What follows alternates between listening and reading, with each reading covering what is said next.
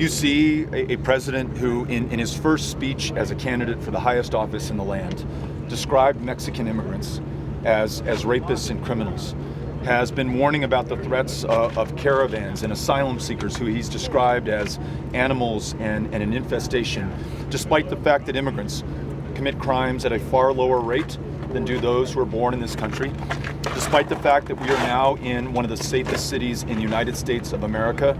Safe, not despite, but because it is a city of immigrants.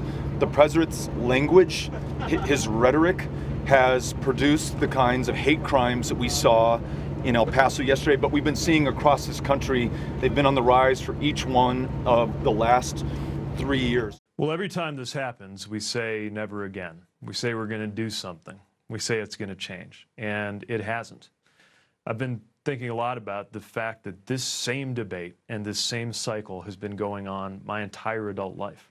And I'm wondering what it will take to get the sense of urgency, to get Washington to actually respond, especially when Americans, frankly, in both parties, want to see changes, at least some basic common sense measures on gun safety. Mick, why has the president downplayed the threat of white nationalism? I don't think he has. Go look at what he said yesterday. He condemned this without any reservation whatsoever, John. So I don't think that's fair. Well, wait a minute. Can I read the president's words? Because back in March, he was asked directly, do you see today white nationalism as a rising threat around the world? And his answer, I don't really. I think it's a small group of people that have a very, very serious problem. He downplayed the threat of white nationalism. There's one person that is responsible directly for that shooting in El Paso, and that's the shooter.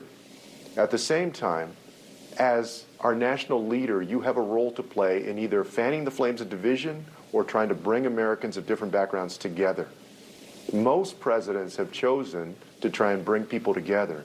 This president very early on made a clear choice to divide people for his own political benefit. One of your 2020 rivals, Congressman Beto O'Rourke, told me this morning that he believes President Trump is a white supremacist or a white nationalist. Do you agree?